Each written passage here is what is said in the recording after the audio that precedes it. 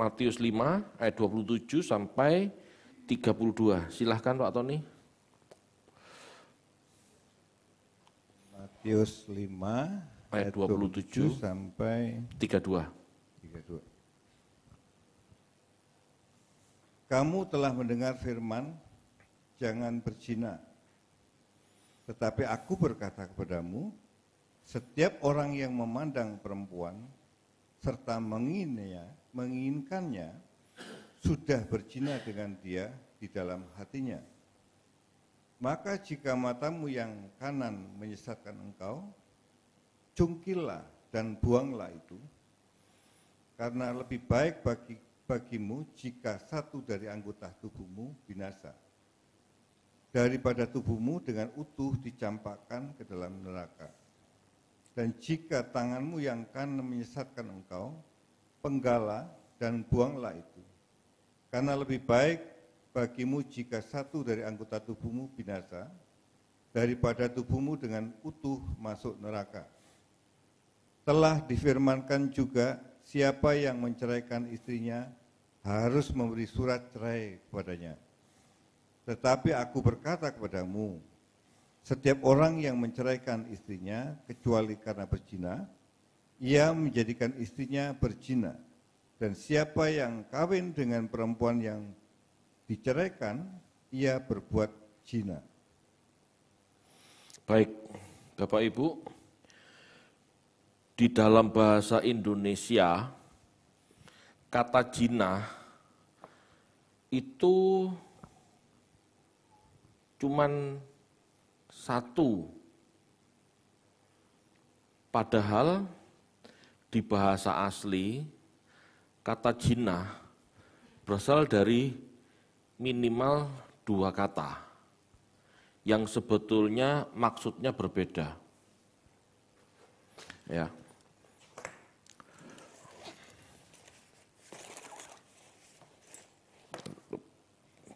Sebentar.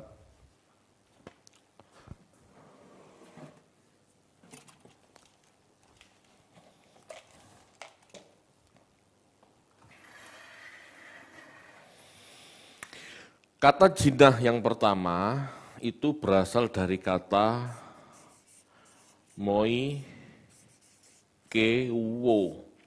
Ini jinah. Dalam arti selingkuh. Selingkuh itu berarti tidur atau berhubungan seks dengan istri orang. Ya. Lalu yang kedua itu adalah porneia. Ini juga dalam bahasa Indonesia sering disebut zina, padahal sebetulnya ini artinya cabul atau nafsu rendah.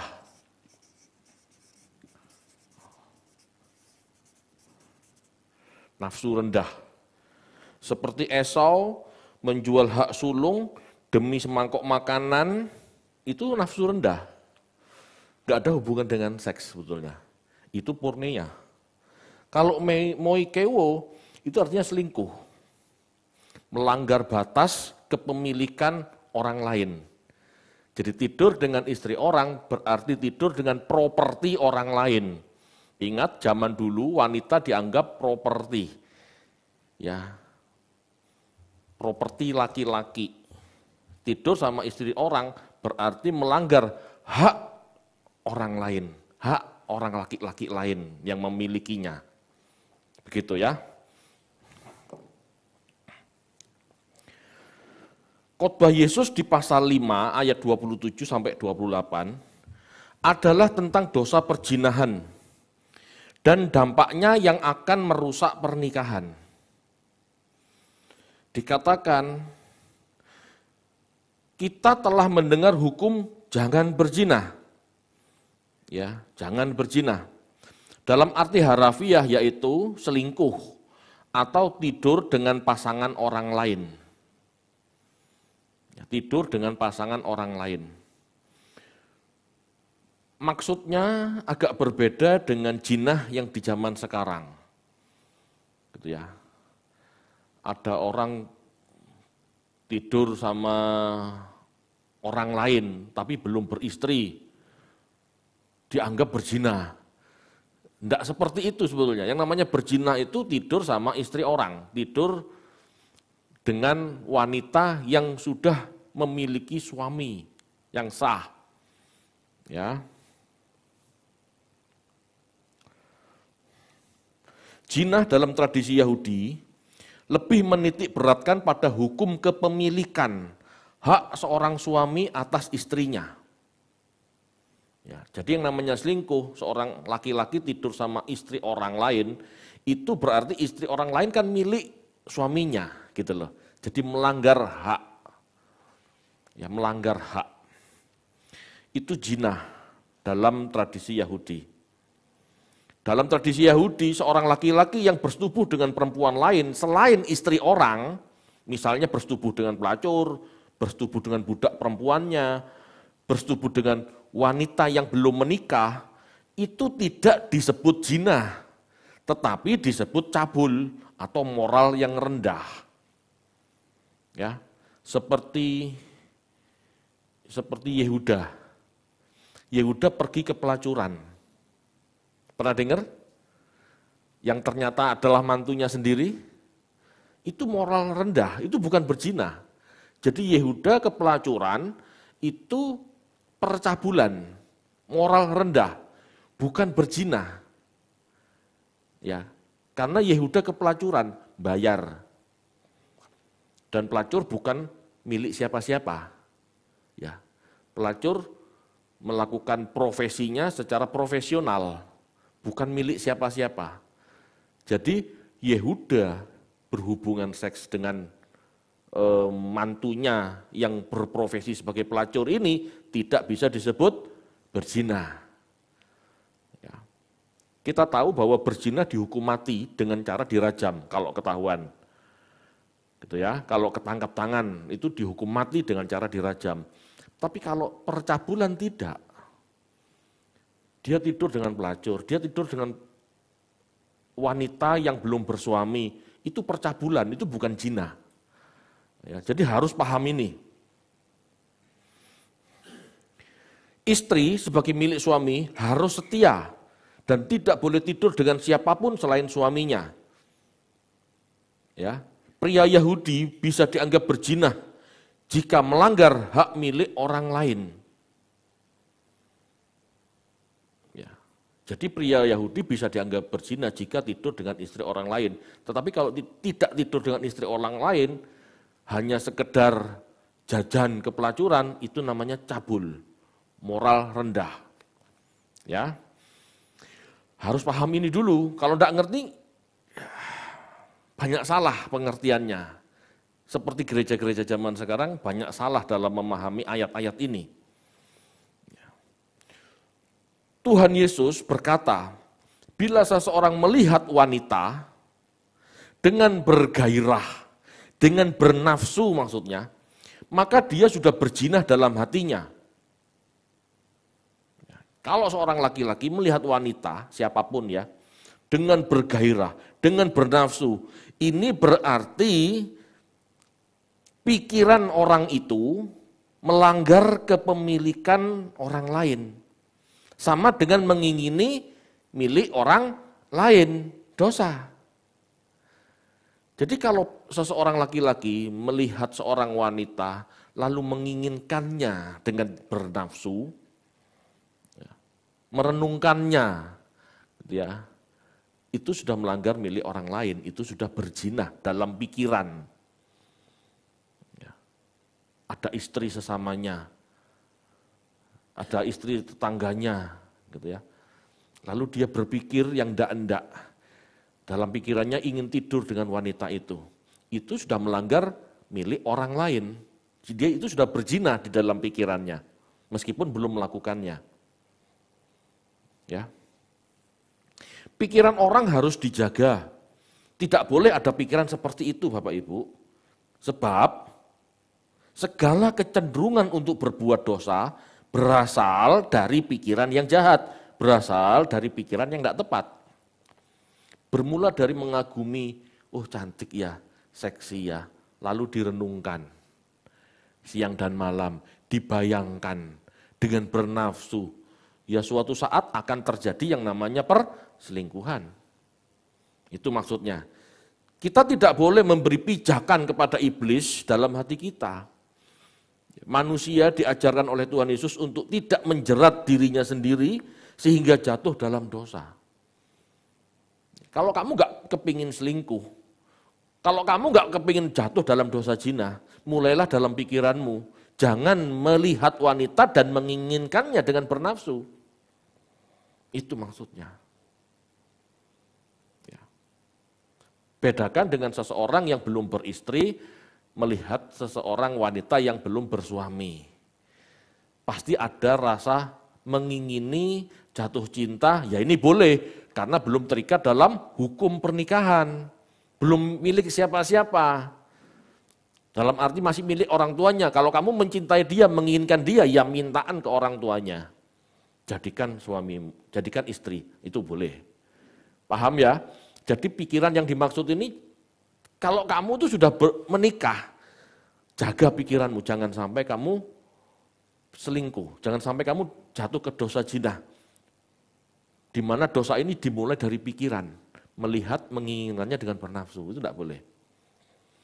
Saya ngomong begini bukan berarti kaum muda tidak, saya ngomong begini bukan berarti kaum muda yang belum menikah boleh berpikir porno, tidak boleh.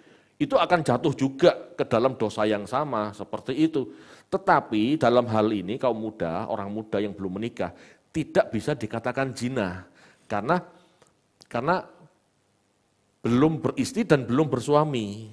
Paham ya bisa ya maksudnya? Ngerti tidak maksudnya? Seseorang yang belum beristri, belum bersuami, tertarik, ada yang salah enggak? Enggak ada, namanya masih sendiri kok. Gitu loh.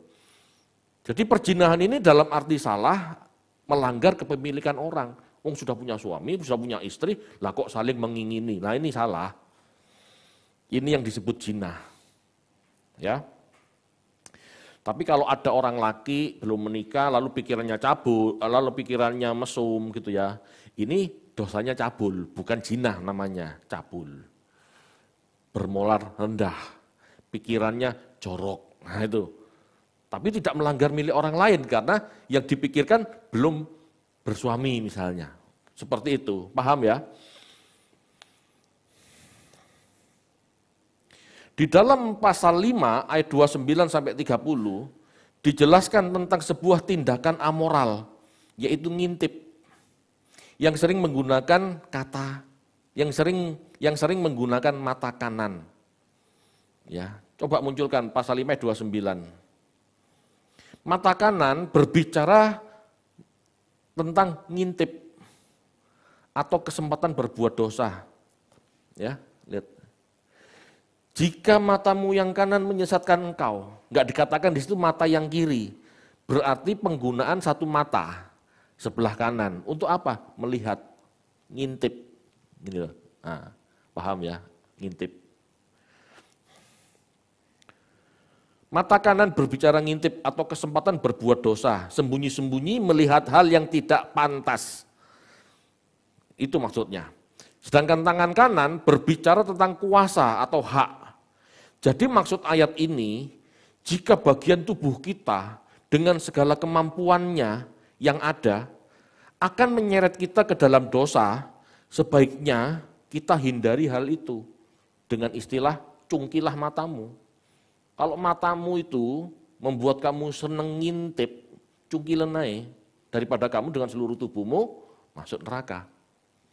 Tangan itu berbicara tentang kuasa, kekuasaan. Jadi maksud ayat ini, jika bagian tubuh kita dengan segala kemampuannya, dengan kuasanya, membuat kita berdosa, potong saja tanganmu, potong saja kuasamu. Sehingga kamu tidak masuk neraka dalam kondisi utuh.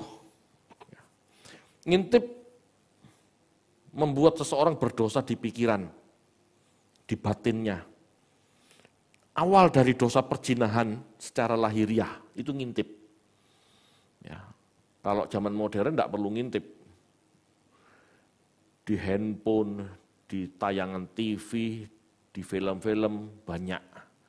Tapi di zaman itu orang kalau mau lihat yang cabul-cabul, yang porno-porno itu ngintip. Cewek atau wanita atau semua manusia saat itu umumnya kan mandinya di sungai. Jadi kalau ada wanita mandi, ada orang cabul, ngintip, itu di pinggir sungai. Itu maksudnya. Ya. Lebih baik bagi kita membuang semua kesempatan atau kekuasaan yang menyeret kita dalam dosa daripada masuk secara utuh ke neraka. Tahu enggak Tuhan Yesus dalam hal ini sebetulnya bisa jadi nyindir Daud yang dengan kekuasaannya mengatur perselingkuhannya dengan Batsyeba. Dia ngintip di sotoh rumah, ada cewek mandi, betul? Istri siapa? Uria. Urianya mana? Perang. Dia atur, suruh cewek itu, suruh Batsyeba ke ruangan saya. Kalau bukan raja, bisa enggak nyuruh begitu? Enggak bisa. Kalau bukan raja, Batsyeba juga belum tentu mau. Ada apa aku diundang masuk ke ruangan cowok? Enggak boleh. Nah, gitu. Tetapi karena yang ngundang raja, dia enggak bisa nolak. Itu maksudnya. Dengan matamu kamu berbuat dosa, dengan tanganmu kamu berbuat dosa. Mengatur perselingkuhan. Takut Daud. Kalau bukan raja. Kalau raja dia berani karena dia bisa atur.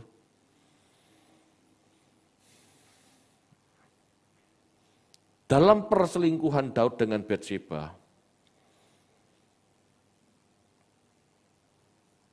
Uria, suami Batsyeba, enggak tahu kejadian itu. Sampai pada akhirnya Batsyeba hamil duluan. Ketahuan hamil, bingung Daud. Lah bagaimana mungkin istrinya hamil sedangkan suaminya pergi berperang?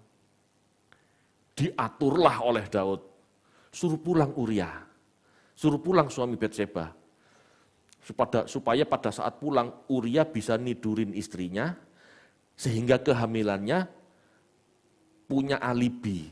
Oh, hamil anaknya Uria, karena pada saat pulang dipanggil Daud, Uria tidur sama istrinya. Kok dilalah, Uria tidak mau. Pada saat dipanggil pulang oleh Daud, Uria menghadap Daud, tapi Uria tidak mau tidur sama istrinya. Dia berkata, teman-temanku, Yoab, panglima perangku, sedang berperang. Tidak pantas aku senang-senang enak-enak di rumah dengan istriku. Wah, kok begini? Daud takut. Diaturlah dengan sebuah surat kepada Yoab. Taruhlah Uria di depan pasukan. Taruhlah Uria di medan perang yang terdepan. Medan perang terdepan itu Bapak Ibu zaman dulu beda sama sekarang. Kalau sekarang itu bisa singit-singitan, kalau dulu enggak. Kalau dulu pasti berhadapan-hadapan dan pasti mati duluan. Bisa dipahami? Itu maksudnya dengan tangan. Dengan matamu kamu berbuat dosa, dengan tanganmu kamu ngatur bagaimana dosamu lebih parah lagi. Jangan lakukan itu. Itu maksudnya Tuhan. Ya. Di pasal 5 ayat 31 sampai 32. Berbicara tentang hukum perzinahan yang berkaitan dengan perceraian. Di mana saat itu banyak terdapat pendapat berbeda di setiap aliran dalam keyahudian. Ya. Tentang hukum perzinahan dan perceraian, ini banyak aliran berbeda. Ya. Aliran Samai, aliran Hillel, alirannya Yesus, ini berbeda. Menurut Yesus, seseorang yang bercerai wajib memberikan surat cerai. Tidak boleh diusir begitu saja. Dengan demikian orang yang bercerai, orang yang dicerai bisa menentukan nasibnya. Tidak menikah lagi atau menikah lagi. Bapak Ibu, perceraian diatur, ya perceraian dalam hukum Yahudi diatur. Kalau memang kamu bercerai karena istrimu berzina, kamu tuduh berzina. Kalau kedapatan berzina pasti dirajam. Tapi kalau kamu tuduh berzina, kamu harus buat surat cerai.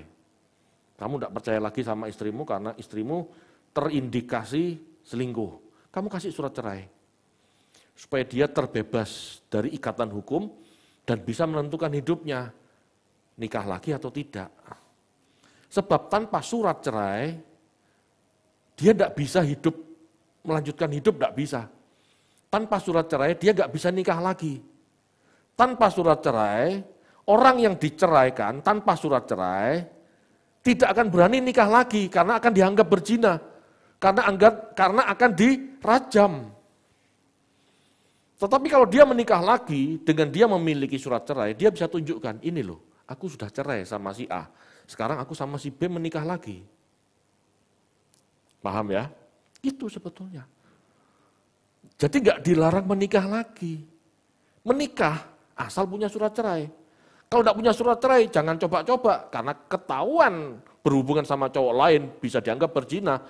Nggak ada bukti kamu sudah diceraikan. Jadi surat cerai itu adalah bukti bahwa dia sudah bukan milik orang lain dan bebas menentukan nasibnya sendiri dengan menikah dengan orang lain. Itu maksudnya.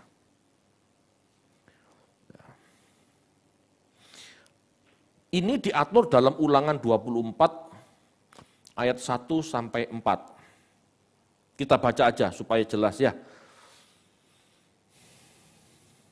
Ulangan 24 ayat 1 sampai 4.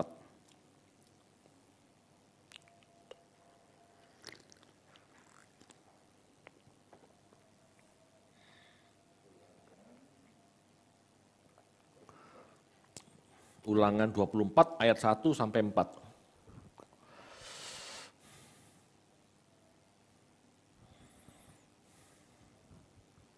Apabila seseorang mengambil seorang perempuan dan menjadi suaminya, dan jika kemudian ia tidak menyukai lagi perempuan itu, sebab didapatinya yang tidak senonoh padanya, lalu ia menulis surat cerai dan menyerahkannya ke tangan perempuan itu, sesudah itu menyuruh dia pergi dari rumahnya.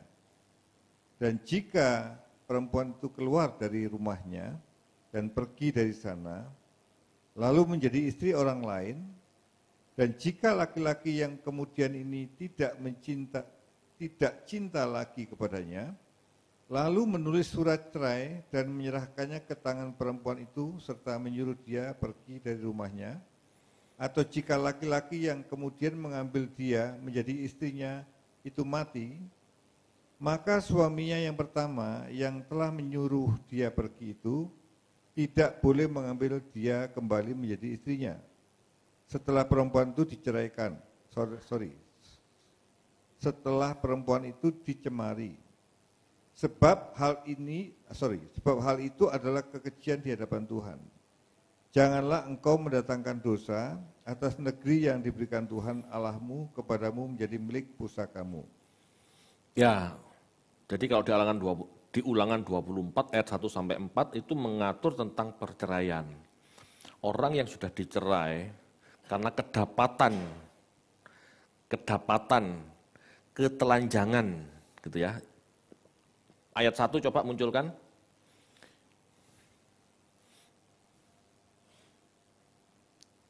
Nah, sebab didapatinya tidak senonoh padanya. Ini dalam bahasa aslinya ervad davar, yang berarti sesuatu yang telanjang. Ya, ini bisa jadi alasan penggunaan jilbab. Jadi pada saat seseorang laki-laki mendapati istrinya bersikap tidak senonoh, dia nggak suka, suami ini nggak suka, dia bisa menceraikan. Contoh, seorang suami mendapati seorang istri mandi di sungai. Kan telanjang. Lalu ada cowok lain di sana. Tidak ketahuan sedang berzina. Kalau ketahuan sedang berzina, pasti dirajam. Itu sah, hukum sah. Tetapi ini tidak ngapa-ngapain, tapi laki-lakinya cemburu. Loh, kok ada cowok lain di sana? Sedangkan istriku setengah telanjang habis mandi misalnya. Aku gak percaya lagi sama dia. Ya silahkan ceraikan, tapi buat surat cerai. Itu maksudnya. Jadi di sini Bapak Ibu, perceraian itu dimungkinkan, bukan berarti tidak mungkin. Karena seorang suami yang sudah tidak percaya terhadap istrinya, di dalam rumah tangga itu sudah tidak mungkin terjadi kedamaian, sulit. Ya, sulit. Jadi Bapak Ibu, dalam hal ini Musa melihat fakta adanya ketidaksenonohan dari istri, sehingga mengizinkan perceraian dengan kewajiban memberi surat cerai. Kalau memang kamu sudah tidak yakin lagi sama istrimu, karena kamu lihat ketidaksenonohan, ya buat surat cerai. Supaya dia bisa melanjutkan hidup, menikah dengan orang lain. Nah, kalau dia sudah menikah dengan orang lain, lalu orang lain ini mati, suami pertama tidak boleh menikahi lagi, karena dianggap sudah dicemari. Itu maksudnya. Hukum Yahudi itu rumit Bapak Ibu. Hal-hal seperti ini kalau nggak direnungkan, nggak akan paham. Nggak boleh cerai, pokoknya nggak boleh cerai. Nggak begitu. Firman Tuhan ini logis. Ya. Jadi satu-satunya alasan perceraian menurut Musa adalah tuduhan perzinahan. Ya. Dan suami wajib memberikan surat cerai kalau dituduh berzina. Kalau ketangkap tangan berzina, itu selesai sudah urusan, tinggal dirajam selesai. Tapi kalau tidak ada ketangkap tangan sedang berzina, yang ada hanya tuduhan, ketidakyakinan, kecurigaan, buat surat cerai. Gitu, ya. Jadi sebenarnya Bapak Ibu, Yesus hendak berkata bahwa seorang laki-laki yang menceraikan istrinya bukan karena zina, berarti tanpa surat cerai, dia, laki-laki itu telah berdosa dengan membuat istrinya berzina. Sebab perceraian tanpa surat cerai itu tidak sah. Jadi kalau ada laki-laki, ya, kalau ada laki-laki yang menceraikan istrinya tanpa surat cerai, karena tidak bisa membuktikan dia bercerai, hanya sekedar tuduhan, dan wanita pergi tanpa punya surat cerai, laki-laki itu membuat istri ini berbuat dosa. Kenapa? Karena kalau ada orang lain yang jatuh cinta padanya dan mengajak menikah, itu dianggap perzinahan. Jadi suami yang seperti ini, suami yang tidak benar.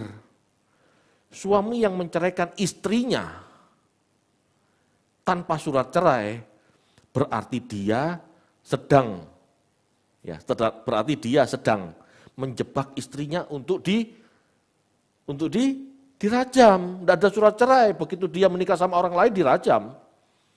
Karena dianggap berzina. Ini jahat. Ini yang Tuhan Yesus tidak mau. Kalau kamu mau menceraikan istrimu, ya buat surat cerai. Harus. Jangan menjebak istrimu sehingga istrimu istilahnya ya menikah dengan orang lain dan dianggap berzina. Wah, itu jahat. Ya. Kalau laki-laki itu tidak bisa memberikan surat cerai kepadanya, ya jangan bercerai. Karena kemungkinan istrinya memang tidak selingkuh. Tapi kalau kamu yakin betul dia selingkuh, buat surat cerai. Ya. Perceraian dalam tradisi Yahudi Bapak Ibu, lebih tepat dipahami sebagai melepaskan hak milik. Jadi perceraian dalam tradisi Yahudi dipahami sebagai melepas hak milik. Sama seperti zaman sekarang, kalau mobil dijual, ada kwitansi jual beli, melepaskan hak. Dan suatu saat dibalik nama sama pemilik barunya, bisa. Bapak Ibu, dulu Alkitab itu seperti itu. Dulu pola pikir zaman dulu itu wanita adalah properti. Ya.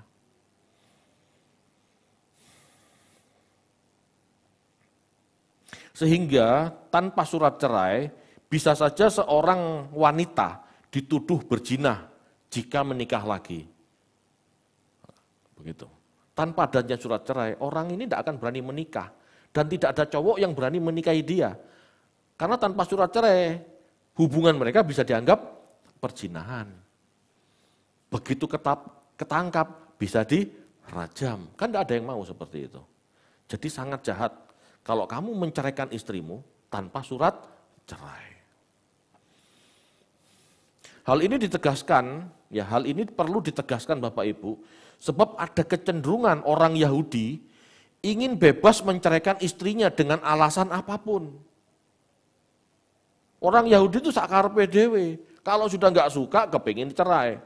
Tapi membuat surat cerai, kenyataan istrinya tidak selingkuh.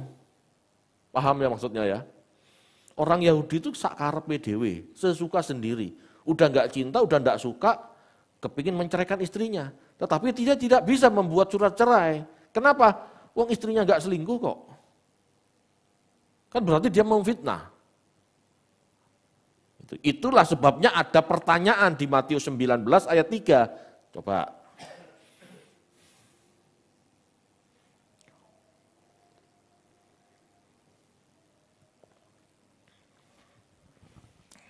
Matius 19 ayat 3.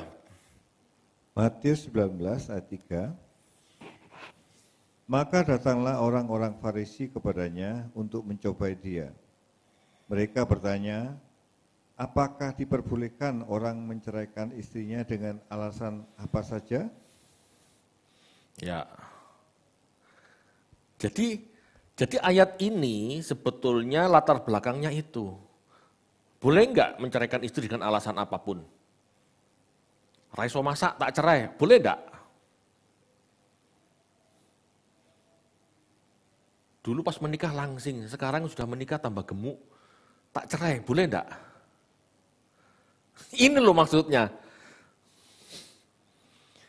Lalu dijawab Yesus, apa? Hanya perzinahan yang bisa menceraikan. Kalau tidak bercerai tidak boleh, kalau tidak berzina tidak boleh cerai. Ya. Yesus menjelaskan di ayat 9, ya. Tak bacakan aja, di Matius 19 ayat 9, Yesus menegaskan, jadi dengarlah ini, tolong dibacakan Pak Tony dulu aja, nanti ini saya bacakan dalam versi lainnya. Matius 19 ayat 9. Ya. Tetapi aku berkata kepadamu, barang siapa menceraikan istrinya, kecuali karena zina, lalu kawin dengan perempuan lain, ia berbuat zina. Ya. Di ejaan BIS, bahasa Indonesia sehari-hari, Yesus menegaskan, jadi dengarkanlah ini, siapa yang menceraikan istrinya, padahal wanita itu tidak nyeleweng, kemudian laki-laki itu kawin lagi dengan wanita lain, laki-laki itu berzina. Jadi bukan ceweknya yang berzina. Laki-laki yang dengan sengaja menceraikan istrinya padahal tidak selingkuh, tidak nyeleweng, gitu ya. Lalu setelah perceraian itu dia, laki-laki ini menikah lagi, maka laki-laki ini berzina. Yesus tidak ngomong ceweknya berzina, lakinya yang berzina. Kenapa? Ya pikiranmu yang rusak. Kamu hanya menceraikan istrimu supaya bisa nikah lagi, supaya bisa kawin lagi. Kamu yang berzina. Bukan ceweknya. Ya. Dan siapa yang menikah dengan perempuan yang diceraikan tanpa surat cerai, dia juga berbuat zina. Jadi kalau cewek ini diceraikan tanpa surat cerai, kemudian laki-laki ini menikah lagi, laki-laki ini berzina. Lalu pihak wanita yang diceraikan tanpa surat zina, dia pun kalau menikah lagi berzina. Jadi dua-dua kena. Dua-dua kena. Tanpa surat cerai, dua-dua kena. Makanya harus ada surat cerai. Supaya yang laki bisa menikah lagi dan yang cewek juga bisa menikah lagi. Tapi kalau dengan alasan apapun, kan tidak mungkin ada surat cerai. Kenapa? Karena tidak ada bukti. Karena tuduhannya tidak bisa terbukti bahwa dia berzina kan? Gitu loh. Kalau nggak ada tuduhan, kalau tidak ada bukti dia berzina, dia menikah lagi, ya berzina. Wanita yang diceraikan tanpa surat cerai, ya juga berzina akhirnya. Karena tanpa surat cerai dianggap wanita itu milik suami pertama. Yang sudah menikah lagi, yang dianggap berzina itu. Halo Bapak Ibu, bisa dipahami? Jadi menurut Yesus, tidak boleh bercerai dengan alasan apapun. Alasan perceraian cuma satu, perzinahan, perselingkuhan, ketidaksetiaan, melanggar hak kepemilikan. Itu alasan satu-satunya perceraian. Dan ini penting Bapak Ibu. Ini dampaknya penting. Nanti akhir khotbah saya mau sampaikan. Ya. Jika ada surat cerai, maka seorang perempuan tidak lagi terikat hukum pernikahan. Sehingga bebas menikah dengan pria lain. Ya. Kalau seorang wanita tidak terikat hukum pernikahan karena sudah punya surat cerai, dia bebas menikah dengan pria lain. Nah, inilah yang banyak disalahpahami banyak gereja. Orang Kristen tidak boleh cerai, Pak. Kalau sampai terjadi cerai, baik laki-laki maupun perempuannya tidak boleh nikah lagi. Kalau nikah lagi, dianggap berzina. Tidak seperti itu. Kalau sudah putusan di pengadilan bercerai lalu punya surat cerai ya bisa menikah lagi lah. Itu maksudnya. Tidak seperti itu. Berarti diizinkan cerai Pak. Tuhan nggak menghendaki perceraian. Tetapi kalau terjadi fakta itu mau tidak mau, kan hidup harus berlanjut terus. Halo? Iya kan? Faktanya kan nggak berhenti sampai perceraian. Mungkin saja perceraian itu nggak bisa dihindari. Ya mau gimana? Tetapi pihak laki maupun pihak perempuan kan harus melanjutkan hidup. Jika menikah lagi, boleh enggak? Ya bolehlah selama memang jelas ada surat cerainya.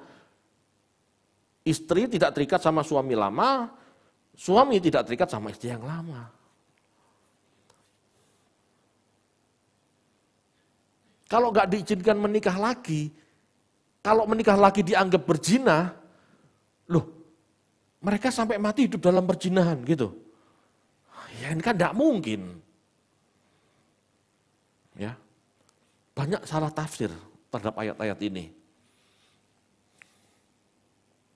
Ajaran Yesus Bapak Ibu itu logis. Ya. Dan berbeda dengan ajaran Hillel maupun Shammai. Rabi Hillel jelas mendukung perceraian dengan alasan apapun. Misalnya tadi tidak bisa masak, masakannya hangus, bolak-balik masak hangus terus, akhirnya dicerai. Boleh menurut Hillel, menurut Rabi Hillel boleh. Menurut Rabi Shammai, dengan ketat memegang makna tidak senonoh di kitab Keluaran sebagai zina. Hanya istri yang selingkuh dengan laki-laki lain yang boleh dicerai. Jadi dalam hal ini Shammai tidak mengizinkan menikah. Dengan hal ini Shammai tidak mengizinkan orang bercerai kecuali karena zina. Orang cerai hanya bisa karena zina. Biasanya Bapak Ibu, Yesus ini cenderung sama tafsirannya dengan Hillel yang liberal. Tetapi dalam hal perceraian, pendapat Yesus sama dengan Samai. Ini masing-masing rabi beda loh. Jadi orang-orang Yahudi zaman itu ya juga bingung. Jadi jangan dianggap ajaran itu cuma satu. Menurut rabi ini begini, menurut rabi itu begitu, menurut Tuhan Yesus begini. Jadi adanya perbedaan ini ya biasa saja, jangan asal nuduh, oh sesat, oh bidat. Gak perlu. Kita percaya ajaran Tuhan Yesus paling benar. Makanya kita harus belajar benar-benar. Kenapa? Karena bisa jadi ajaran Yesus satu sisi sama dengan si A, satu sisi beda dengan yang lain. Atau satu sisi beda sama dengan B, sama dengan si B, berbeda dengan si A. Itu mungkin. Makanya kita harus benar-benar. Karena tidak semua ajaran Yahudi itu sama dan seragam. Tidak. Monoteis juga banyak perbedaannya, banyak warnanya, banyak variasinya. Monoteis itu bukan cuma satu, monoteis itu banyak. Tritunggal itu juga termasuk monoteis sebetulnya. Jadi banyak varian Bapak Ibu, kita harus belajar sungguh-sungguh. Dengan berkata menceraikan istri yang tidak jinah dengan motivasi ingin kawin lagi adalah dosa. Ya. Orang yang berkata menceraikan istrinya bukan karena jinah, tapi dengan motivasi yang lain, itu dosa. Aku menceraikan istrimu, aku menceraikan istriku, karena bosan misalnya. Apapun alasannya kan, tambah gendut misalnya, tidak bisa masak misalnya. Itu alasan kan, supaya dia bisa kawin lagi dengan yang keluaran terbaru. Ya itu dosa. Tidak boleh seperti itu. Ya, kecuali kamu bisa membuktikan istrimu berzina, istrimu tidak setia padamu, boleh ceraikan. Itu.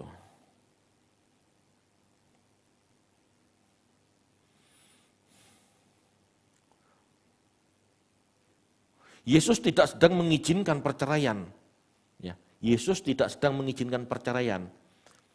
Tetapi juga tidak sedang melarang perceraian. Karena fakta itu nyata.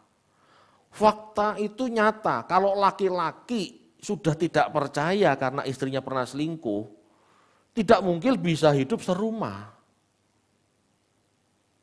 Betul enggak? Faktanya kan begitu. Pak kalau bisa mengampuni, ya puji Tuhan, jangan cerai, ampuni, selesai masalah. Kan gitu. Tetapi ada fakta, ada orang, ada pasangan tidak bisa mengampuni. Dan akhirnya harus cerai, ya sudah. Cerai ya, karena kamu ngotot kan. Yang penting buatlah surat cerai, supaya perceraian ini jelas dan tidak merugikan salah satu pihak dengan dianggap berzina. Itu maksudnya. Yesus Bapak Ibu sedang membenahi keadilan dan kesucian hidup nikah dari batin setiap orang. Ya. Dimulai dari memandang perempuan dan laki-laki dengan penuh gairah. Yesus ini sedang meluruskan cara pikir orang ya supaya tidak terjebak dalam perzinahan. Gimana caranya? Mulai dari pikiranmu dulu.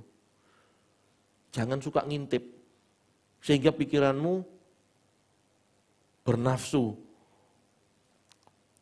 Dari pikiran yang bernafsu itu kamu bisa melangkah berzina dengan istri orang. Yesus sedang membenahi sistem keadilan dan kesucian hidup. Ya, dan kesucian hidup nikah. Yesus sedang membenahi keadilan dan kesucian hidup nikah dari batin setiap orang. Dimulai dari cara memandang, cara berpikir. Itu sebabnya Tuhan ngomong, kalau kamu ngintip, itu sudah dosa. Kalau kamu berpikir dan bernafsu, itu sudah dosa. Sebelum terjadi perselingkuhan, dosa harafiah, pikiranmu beresi dulu, matamu beresin dulu. Ya. Yesus sedang membenahi keadilan dan kesucian hidup nikah dari batin setiap orang. Tanpa mengabaikan fakta bahwa ada namanya perselingkuhan yang mengakibatkan rusaknya persekutuan suami dan istri.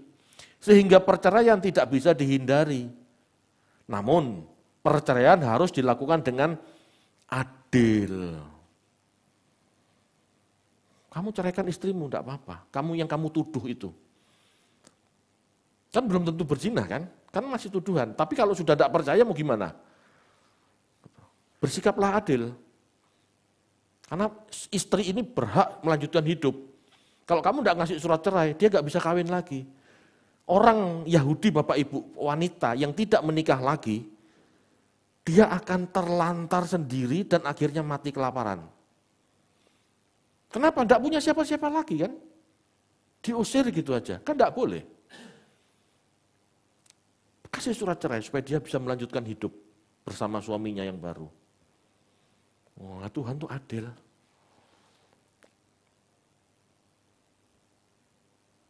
Kenapa? Itu kan masih tuduhan. Kalau sampai ketangkap tangan wanita atau istrinya ini benar-benar berzina, ya pasti mati dirajam. Tidak perlu surat cerai, pasti mati dirajam. Betul?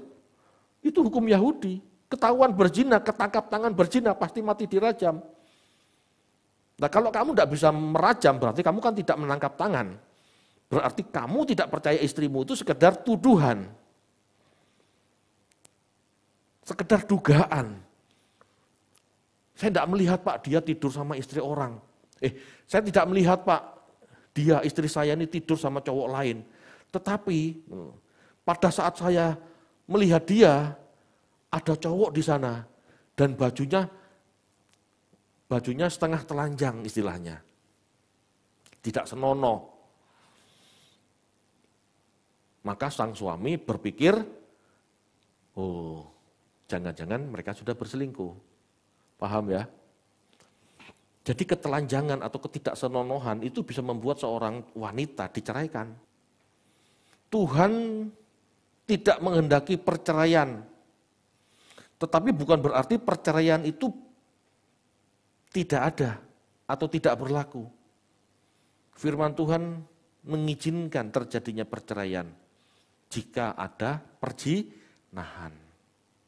Kebenaran ini berlaku bagi kita sebagai mempelai Kristus, Bapak Ibu.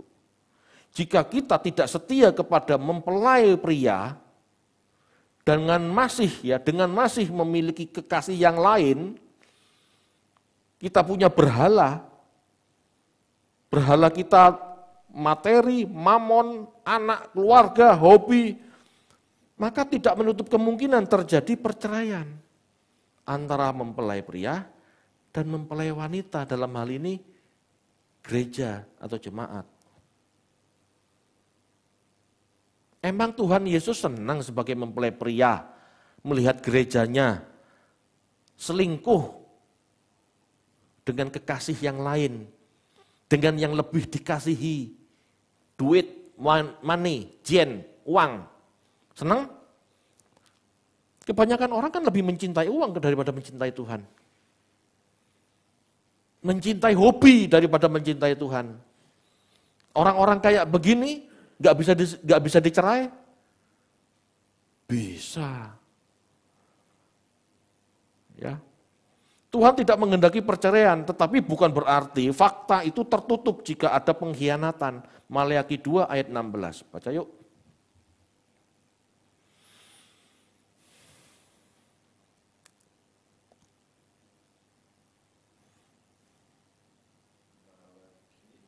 Maleakhi 2 ayat 16.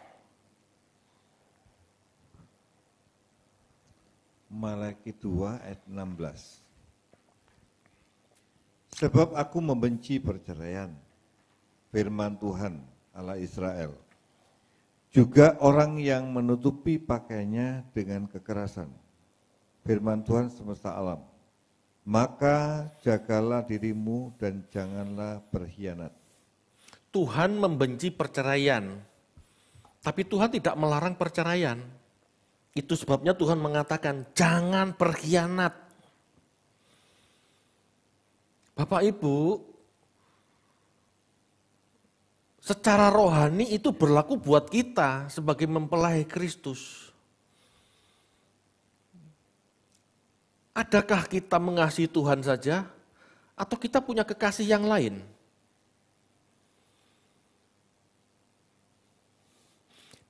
Bagi Allah yang pencemburu, sangat besar kecenderungan orang tidak setia atau pejinah akan diceraikan.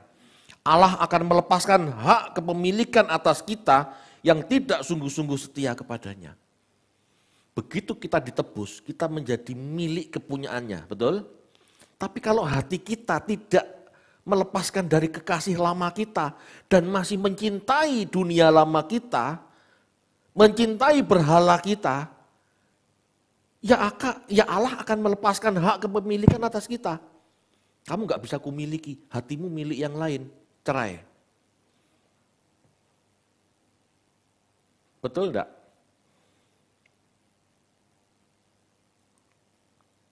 Atau orang tidak setia sama Tuhan, dibiarkan, kamu tetap milikku, begitu? Ya enggak lah.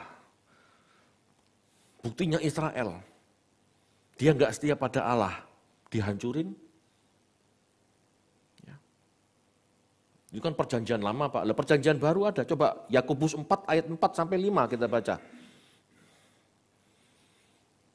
Ini bukti juga ini juga membuktikan bahwa keselamatan itu bisa hilang. Kalau kita nggak setia, apa nggak dicerai sama Tuhan? Silahkan. Yakobus 4 ayat 5. Yakobus 4 ayat 4-5. Yakobus 4 ayat 4-5. Hai kamu orang-orang yang tidak setia, tidakkah kamu tahu bahwa persahabatan dengan dunia adalah permusuhan dengan Allah? Jadi barang siapa hendak menjadi sahabat dunia ini, ia menjadikan dirinya musuh Allah. Janganlah kamu menyangka bahwa kitab suci tanpa alasan berkata, roh yang ditempatkan Allah di dalam diri kita, diingininya dengan cemburu. Ya. Roh kita tuh milik Allah. Satu, karena memang berasal dari Allah. Dua, karena kita sudah ditebus. Tetapi kalau hati kita masih mencintai dunia, bersahabat dengan dunia, tidak melepaskan dunia lama kita dan masuk di dunianya Tuhan, ya kita dicerai. Allah cemburu. Kalau kamu tidak bisa kumiliki secara eksklusif, ya sudah tak lepas. Perceraian itu fakta. Tuhan benci sama perceraian. Tuhan gak suka menceraikan kita. Tetapi kalau kita tidak mau dibentuk, kalau kita tidak mau mengasihi Tuhan saja, kalau kita masih memiliki cinta kepada yang lain, ya kita diceraikan Tuhan. Kamu gak pantas buat Allah. Siapa kamu?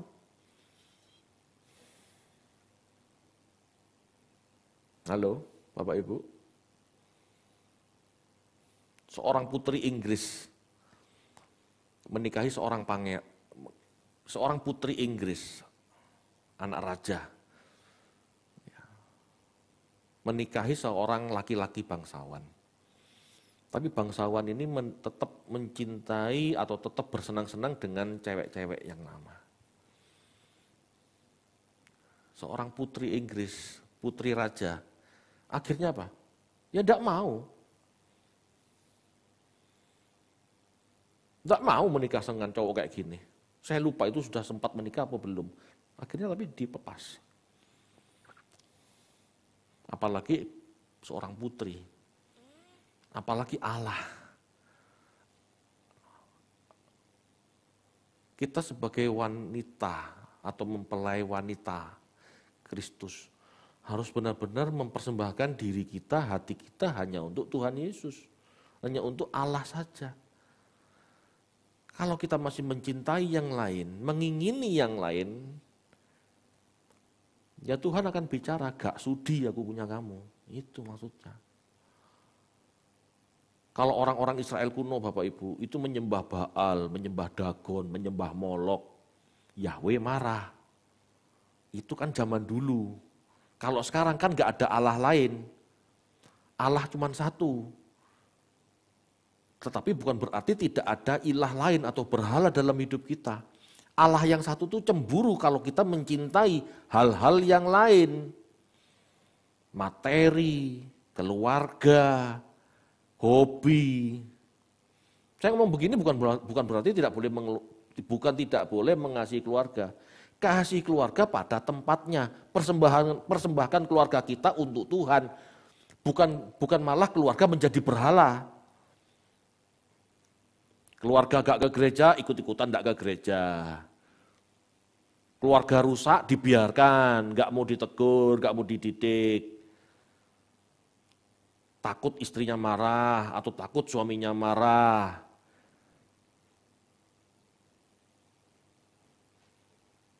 Hobi, dibelan-belani, takut teman-temannya marah kalau gak ikut hobi. Ayo bulu tangkis. Gak salah olahraga Bapak Ibu, tapi kalau waktunya Anda jam ibadah, ya ibadahlah. Mosok mengenal Allah dikalahkan dengan teman-teman, dikalahkan dengan hobi.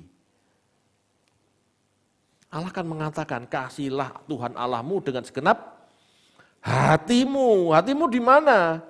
Nah kalau hatimu di Allah lah, mosok kita main, dolan sama teman-teman, memuaskan hobi. Kasihlah Tuhan Allahmu dengan segenap hatimu, pikiranmu. Ya ayo belajar, mengenal Tuhan lebih utama daripada hal-hal yang lain. Itu maksudnya ayat itu. Amin Bapak Ibu. Jangan sampai tuh Tuhan melihat, wah hidup anak ini lebih cenderung ke dunia, lebih cenderung menyenangkan dirinya sendiri, lebih cenderung menyenangkan keluarganya, lebih cenderung memuaskan dirinya daripada memuaskan hatiku. Ya kita bakal dicerai sama Tuhan. Kamu nggak layak jadi mempelai pria, kamu nggak layak jadi mempelai wanitaku. Kenapa? Bukan aku yang kamu utamakan, yang lain yang kamu utamakan. Tuhan cemburu. Amin Bapak Ibu. Ini loh, ngerti. Kalau gereja selama ini salah paham, enggak boleh bercerai, pokoknya enggak boleh bercerai, titik. Kalau paradigma kita seperti itu, maka Allah juga enggak boleh menceraikan kita, meskipun kita tidak setia. Kan gitu cara berpikirnya.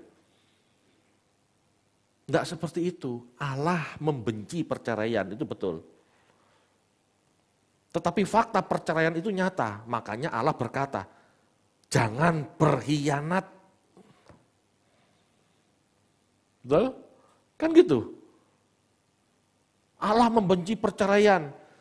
Tapi kalau selingkuh, enggak masalah, tetap tidak boleh cerai. Ya enggak perlu peringatan jangan berkhianat. Kan cara berpikirnya begitu. Jangan berkhianat ini adalah warning, peringatan. Aku membenci perceraian, tapi kalau kamu berkhianat, fakta perceraian itu nyata, kamu bakal tak cerai. Kan begitu cara berpikirnya. Betul enggak? Hati-hati Bapak Ibu. Adanya penghakiman itu membuktikan bahwa tidak ada yang sekali selamat tetap selamat. Orang dibutuhkan ketekunan, kesetiaan sampai akhir. Karena penghakiman itu akan memutuskan kita terbukti setia atau tidak. Kita terbukti setia atau selingkuh. Di penghakiman itulah kita akan dibuktikan. Amin.